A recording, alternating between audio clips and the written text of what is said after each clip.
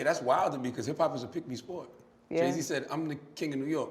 I want you Right. to pick me as the king of New York. Right. T.I. said, I'm the king of the South. I want you to pick me as the king of the South. Lil Wayne said, I'm the best rapper alive. So Right. therefore, I want you to pick me as the best rapper alive. So even if you were doing anything like that, what's wrong with that? That's what I mean. Like, emit light rap or emit tear or drew a line without showing my body. That's a skill. That's a skill, yeah. That ain't saying like, oh, necessarily like, y'all fuck this woman, because they had to be naked, but I'm telling my story within that. And for me to be able to make it to this point without having to compromise what wasn't true to me, that's something that I'm able to, that I'm thankful that I could do.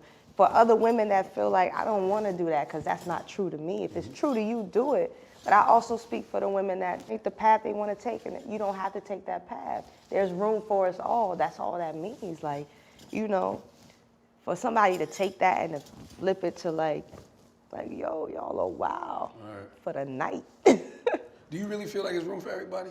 People say that, but sometimes in hip hop it don't seem that way. I think so. I think there's space and there should be room for everybody. In the way that I look at it, let's take back to the 90s, like you had Lauren, Latifah, Light, Missy, Lil' Kim, and Foxy Brown. I think they're all different, and there was space for all of them, you know, and we all could listen to them and we all could appreciate them.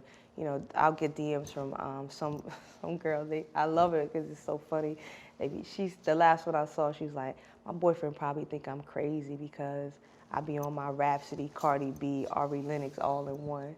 You know, she's like, I'm on my Black Panther, but I'm turning up at the same time, and it's just like, that's okay. Right. You, like, some days you might wake up and feel like that. I do too. You know, everybody, you know, some days you don't want to listen to Rapsody every day, and that's okay. You want to listen to Cardi B, or you want to listen to Tokyo Jets, or whoever. You want to listen to LaKaylee 47. But I feel like there's room and space for all of that, and for you to like all of it, if you honestly like it. And I'm never trying to force anything. If you like it, but you shouldn't feel like you can't like it. And there's not a space for you to not listen to anybody.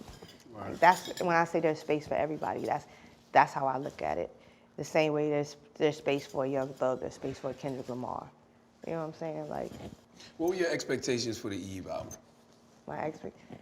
Especially coming off Layla's Wisdom, Grammy nominated, everybody loved it. What were your expectations for the Eve album? It's a rule of thumb for me, like, to never go into releasing a project with expectations. And I would tell myself that because I never wanted to pump myself up and never be disappointed. So I told myself, like, just put it out.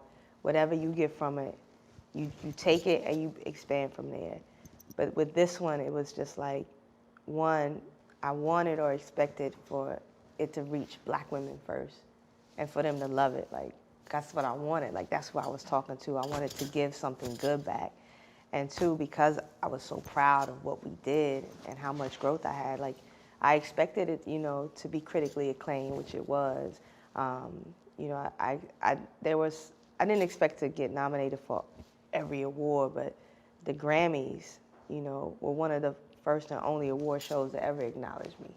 You know, before, you know, I ever was nominated for a BET award, never been nominated for Soul Train Award, never for NAACP. The Grammys was the first one. So it's just like, you know, at the height of music, like, maybe we could do that one again. Because, you know, you want to be acknowledged for your art.